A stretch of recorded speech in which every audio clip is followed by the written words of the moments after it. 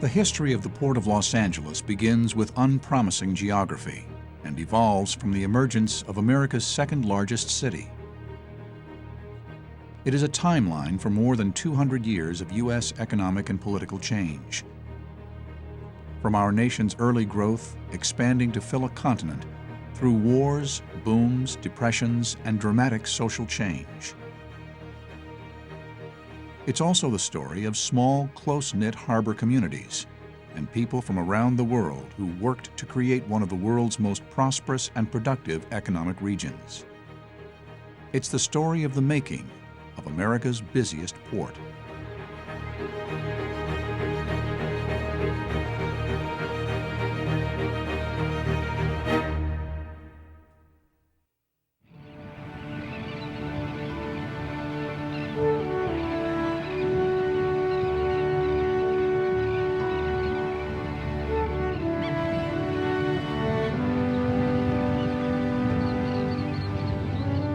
Native Americans fished and traded along the Pacific coast for hundreds of years before Spanish explorer Juan Rodriguez Cabrillo dropped anchor in 1542.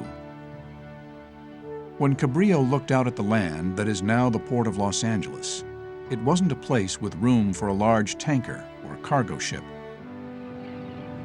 It was shallow and muddy, with sandbars and an island in the middle of what would be the main anchorage.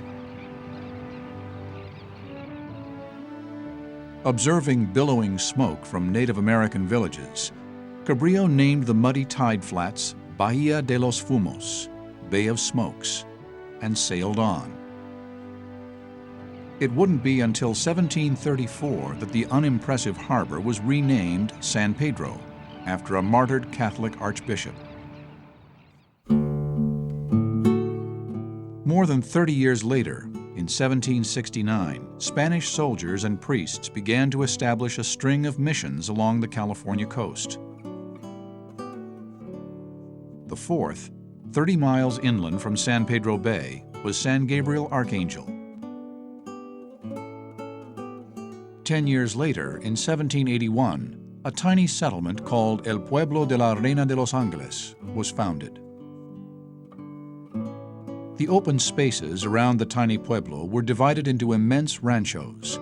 The first, in 1874, surrounded the harbor, 75,000-acre Rancho San Pedro. Soon, the hills were covered with herds of cattle.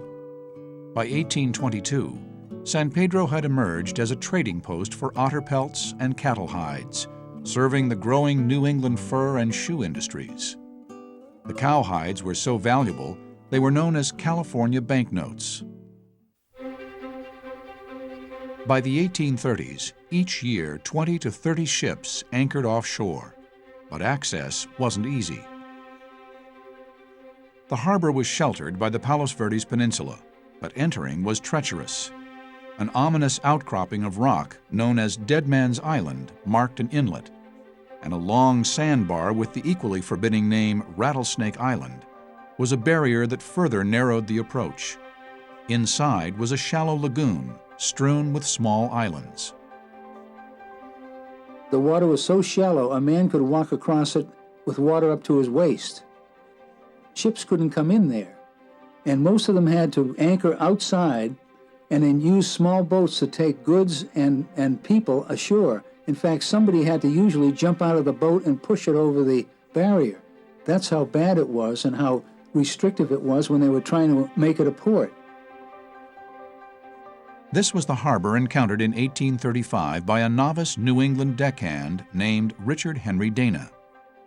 In his landmark book, 2 years before the mast, Dana recalled days of back-breaking work, loading hides on the slippery shoreline. He had his own name for San Pedro, the Hell of California. In 1846, the United States declared war on Mexico. Soon, much of the Southwest, including California, was U.S. territory. 2 years later, the California gold rush attracted fortune seekers from around the world. The large harbor at San Francisco was jammed with sailing ships. Unimpressive San Pedro was left to languish. But during the 1850s, the pueblo of Los Angeles and San Pedro Harbor slowly matured. In 1852, Augustus Tims, an entrepreneurial former sailor, used the debris from a shipwreck to build a small wharf. He joined a prominent Rancho family, the Sepulvedas, to establish a stagecoach line to the pueblo, more than 20 miles away. They soon had competition from an ambitious 21-year-old from Wilmington, Delaware, Phineas Banning.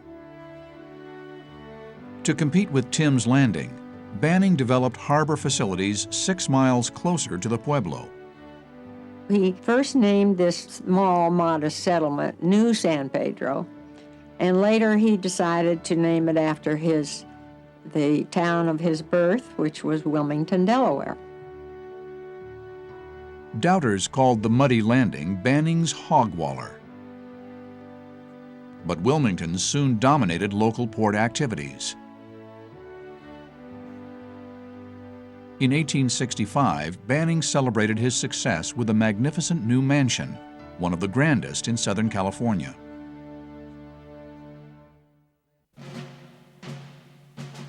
During the Civil War, Banning, with partners, donated land near Wilmington for a Union Army outpost, Drum Barracks.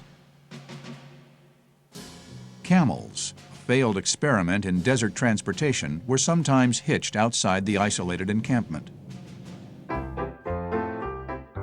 After the end of the war, the ambitious entrepreneur had even grander ambitions for Los Angeles and his tiny port at Wilmington.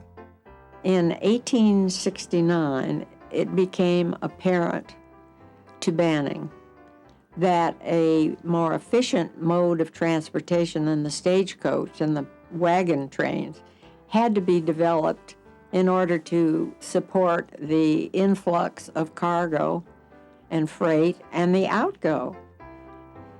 The railroad had become a very important aspect of transportation throughout the United States.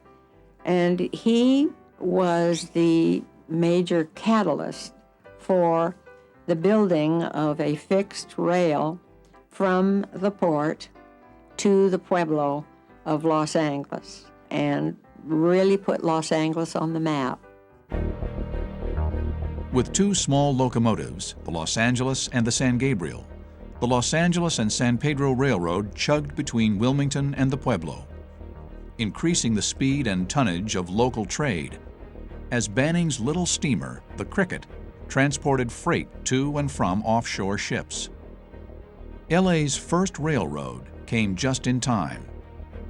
A transcontinental line to San Francisco was completed in 1869, and plans were made to extend tracks south. The Southern Pacific, led by Collis P. Huntington, soon had eyes on Banning's rail link to the harbor. He played a game of blackmail with Los Angeles and the business community. The game was, Los Angeles, you give me that railroad that goes from the plaza area of Los Angeles to the harbor. You give me a big piece of land where I can create a rail yard. You give me freedom from all taxation, or else I'll just have my railroad pass you by. Los Angeles had little choice. The city's future depended on it. Local leaders agreed to pay the SP $600,000 in cash, and Banning added his harbor railroad to the deal.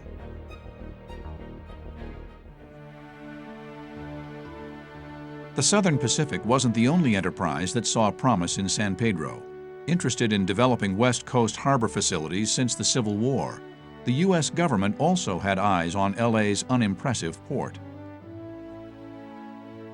As early as 1871, federal legislation funded a 6,700-foot breakwater linking Rattlesnake Island to Dead Man's Island, as well as a jetty near the site of Tims Landing and additional wharf space.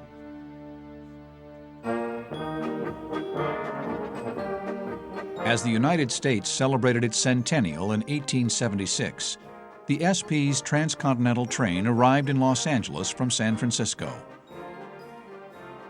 The pueblo was no longer an isolated outpost, and modest San Pedro Bay was open to markets across the country. 9 years later, in 1885, the Santa Fe Railroad arrived.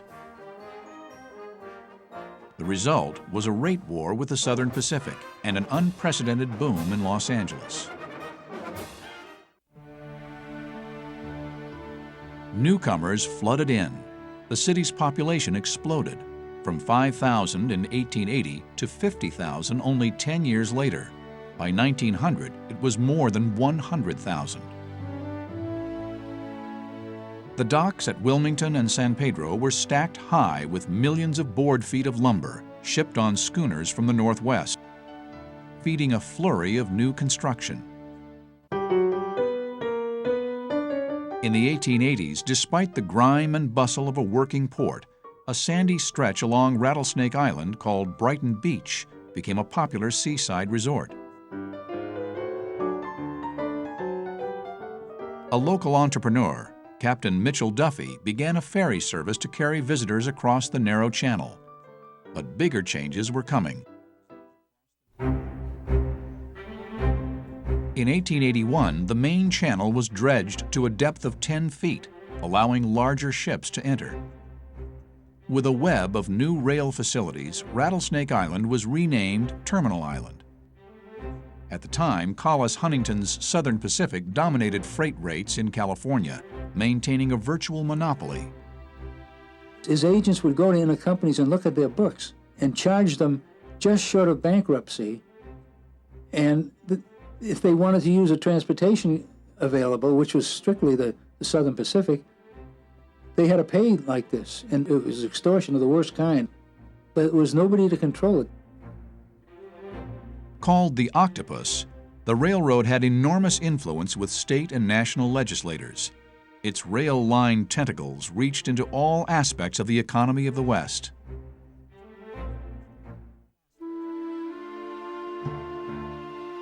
By 1889, Congress was seriously considering the development of a deep-water port for Los Angeles. Maine Senator William Frey, chairman of the powerful Commerce Committee, and a friend of the Southern Pacific, came for a visit.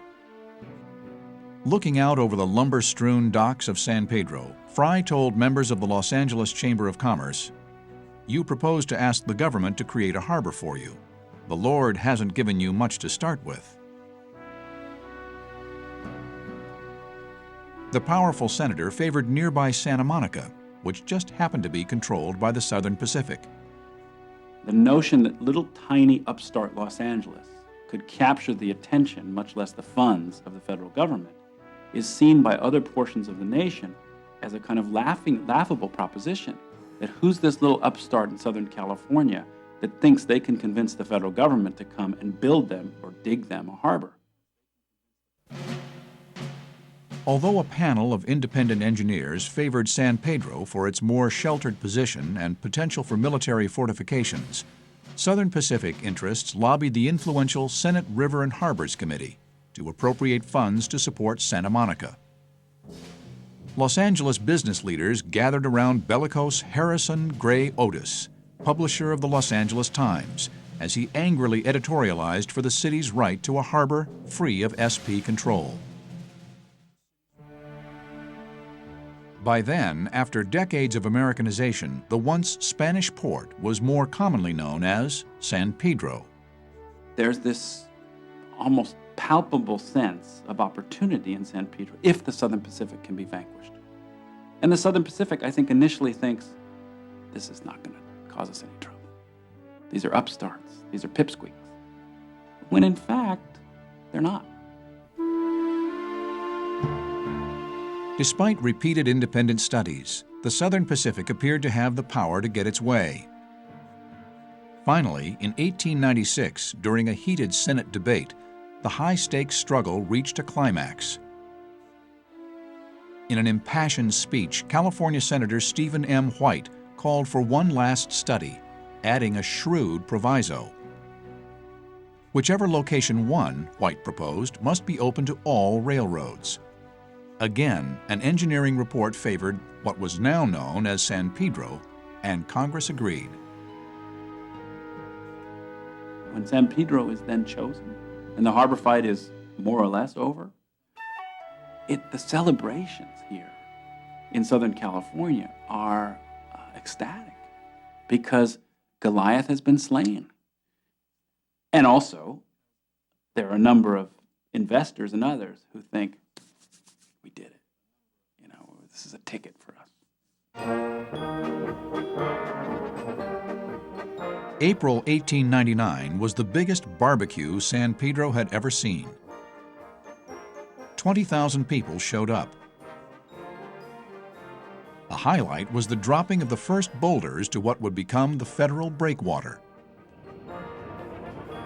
Later, a Thomas Edison movie crew recorded the work as stones from quarries from nearby Catalina Island and Riverside County splashed into San Pedro Bay.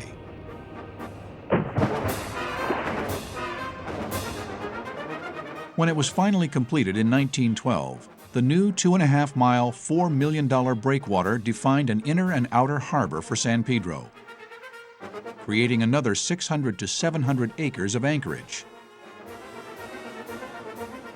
Getting ready for business, on December 9, 1907, a 3-man harbor commission was formed. The Port of Los Angeles was officially born.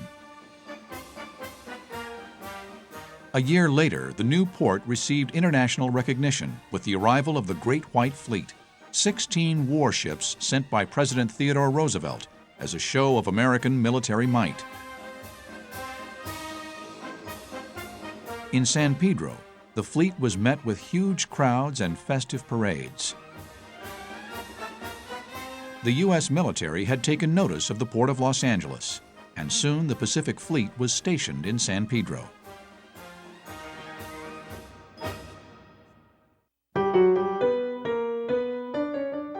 In 1908, Los Angeles had a new port, but it wasn't within city limits. In 1909, with promises of new municipal facilities and services, such as a fish market, ferry, fire station, parks, and other benefits of a shared future, Los Angeles convinced the citizens of somewhat reluctant San Pedro and Wilmington to give up their independence. A symbolic couple celebrated a civic marriage that would prove to be long and prosperous, but not without its conflicts. To consummate the union, in 1910, expansionist Los Angeles created a connection to the harbor with a strip of land called the Shoestring Annex. In 1911, despite protests from some private business interests, the California Tidelands Act officially granted control of the waterfront to the city of Los Angeles. In 1916, the U.S. Supreme Court ruled that port lands could not be sold to commercial interests, but only leased for commerce, fisheries, and navigation.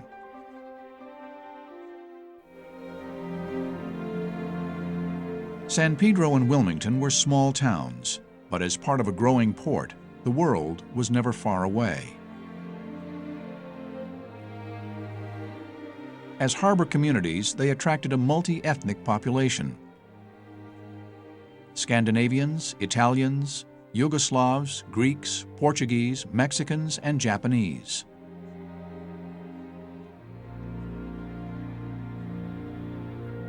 Most came to fish and work as longshoremen. Others provided a taste of the old country. Generations of memory run deep in San Pedro. Well, when they arrived in San Pedro, they didn't have too much money, let's put it bluntly. Grandpa, in an old house, mixed his bread and made the loaves up, and they cooked it in this, oven. So he didn't have a truck. He couldn't afford horse and buggy. So he got a flour sack. And he packed all the French bread in this flour sack. And he walked down to where the fish markets and the fishing boats are today. And the fishermen were bewildered as where did he come from? with this hard-crusted bread. The Greeks were always remarkable for their strong ties with one another and feeling as if a Greek meets, there's an old saying, when a Greek meets a Greek, they open up a restaurant. And any Greek who came to the Southern California area would come through this port and see Nick Papadakis first, and he would try to place them in employment and help them, and, you know, very paternal-like. This community was built on the fishing industry. And as the fishing industry grew and prospered, so did the community. The community grew up around the fishing industry. The boats all had their nationality. There were Italian fishermen, Yugoslav, Croatian fishermen, and Portuguese fishermen. And not only were they by nationality, they were by the same town. Grandpa Artiano was a typical Italian San Pedro fisherman, never left his roots, didn't speak English very well. The household always spoke the Ishkadan dialect. The food and traditions were strictly Italian. He never got a driver's license, never did anything different than he would in Ischia. And he was a fisherman all his life. My other grandfather was Damasa, a completely different person. He was a seaman. He jumped ship. We always called him a fugitive. He didn't go through Ellis Island. And then he started a wholesale fish business about that time. And that was his line of work all his life. Some of the earliest San Pedro fishermen came from Japan. 60% of the people, approximately 60%, were from the Wakayama prefecture. So everybody, whether you came from there or Shizuoka, which didn't speak that way, you still spoke with that dialect, the Terminal Island dialect. And it was very coarse because they were fishermen. And fishermen couldn't waste any time talking because otherwise you lose your fish. So therefore, it was a very coarse language. And they took pride in saying, you know, we may talk the way we do and we act the way we do, but we're good inside, we're clean inside. Along with the fishing industry came canning. In the 1890s, it was mackerel, sardines, and barracuda.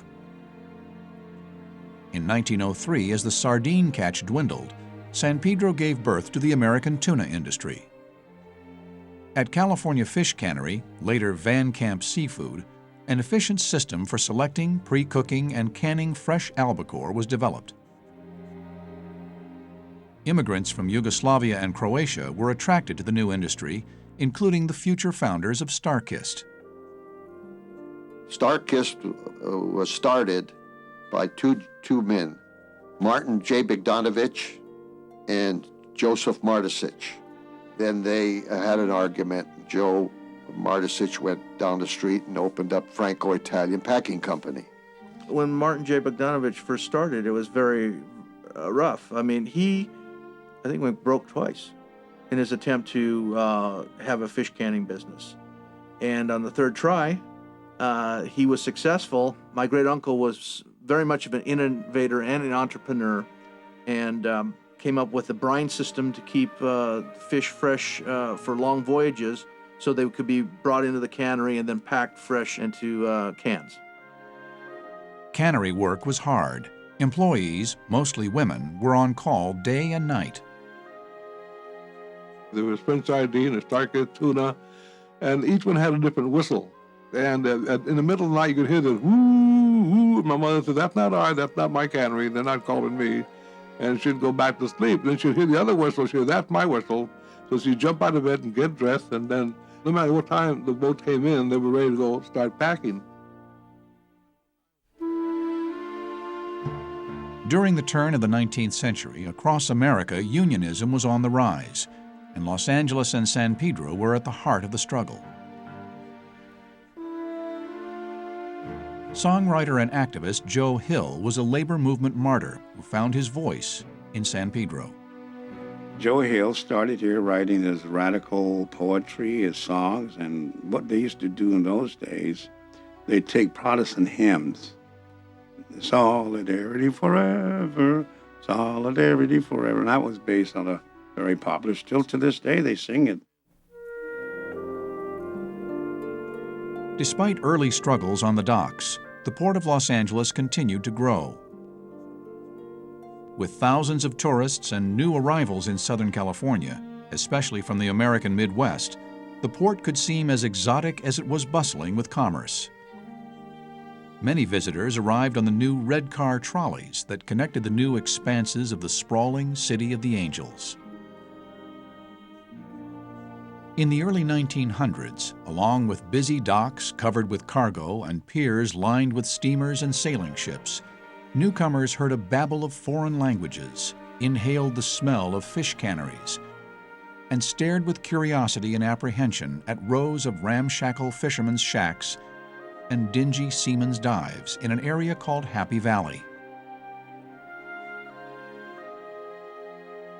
But there also was a new city hall, an opera house, a Carnegie Library, schools, a hospital, and fraternal clubhouses. A telephone exchange had 17 subscribers. And in 1913, a new landmark was added at the end of the new breakwater, the Angels Gate Lighthouse, marking the opening to the harbor. It quickly made itself known throughout the community. It used to have a foghorn called Moaning Maggie. And Moaning Maggie had a two-tone vibrating diaphragm, and it would break from time to time, and you could hear it all over the town. And when it broke and when it went off, it would make a noise that would go like this. It would go,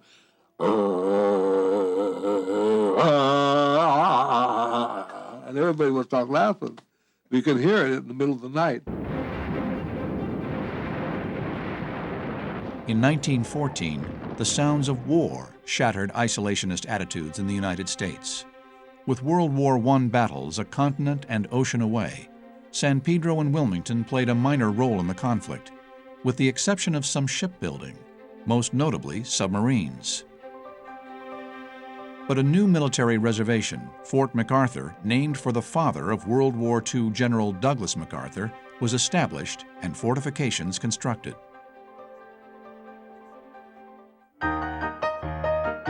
Soon, men in uniform were a common sight. The port's Point Furman Lighthouse, first turned on in 1874, greeted them. So did at least two welcoming and adventurous young San Pedrans. Will and Martha Austin were my grandparents, and they were lighthouse keepers. My aunts, Juanita and Thelma, they're always there helping my grandfather with the light. They were just typical teenage girls. And my Aunt Thelma had a camera, and she took lots of pictures. And I have a picture of Thelma and Juanita rowing out to meet the schooners. And they were actually the Aloha girls, and they would have a Navy guy on each side of them, and they greeted the guys. Along with welcoming troops and supporting the war effort, the citizens of Los Angeles eagerly awaited the completion of an international construction project that could transform the city's economy. It was the Panama Canal. Geographically, the harbor at San Pedro and Wilmington was perfectly positioned to provide the most direct routes for commerce through the canal and ideal terrain for rail access across the country. By the 1920s, the Port of Los Angeles was poised to become one of the world's most important international gateways, and it had happened in a matter of decades. From undeveloped mudflats only 50 years before, LA's man-made harbor would soon challenge the maritime dominance of eastern cities like Boston, New York, Philadelphia, and New Orleans. And the harbor's history had just begun.